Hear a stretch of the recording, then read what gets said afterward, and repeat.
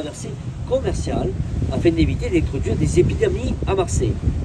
Le seul bateau à ne pas avoir respecté cet isolement était le Grand Saint-Antoine, chargé de marchandises de très grande valeur pour la foire de Beaucaire, ramenant donc avec sa cargaison la peste à Marseille dans les années 1720 qui décima 60% de la population provençale.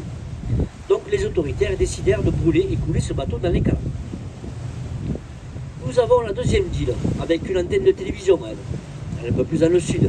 C'est l'île de Pomègue, pas d'habitants sur cette île, simplement une ferme aquacole qui va élever du loup de Méditerranée et de la dorade royale, le loup qu'on appelle le bar aussi dans certaines régions.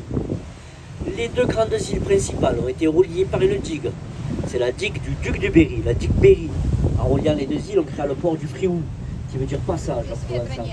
Ce port va durer 300 habitants et passer à 5 ou 6 000 lors de la saison estivale. Alors l'ensemble de ces îles ont été fortifiées au XVIe, au XVIIe et ensuite au XIXe et ont été modifiées pendant la Seconde Guerre mondiale par les Allemands qui se sont servis comme dépôt de munitions et également de stockage pour les filets anti-sous-marins. Et puis là, la plus près de nous, la plus proche, la plus connue des îles, c'est l'île d'If et son château d'If. Édifié sous le règne de François Ier au XVIe, dans le but militaire et ensuite transformé en prison royale, prison d'État, où de nombreux politiciens ont été enfermés. Ce château d'If, rendu célèbre par l'écrivain Alexandre Dumas et son roman Le Comte de Monte Cristo, avec les aventures d'Edmond Dantès, son héros. Si ce livre reste une fiction, bien sûr, il faut savoir que ce livre est le plus lu au monde, juste après la Bible.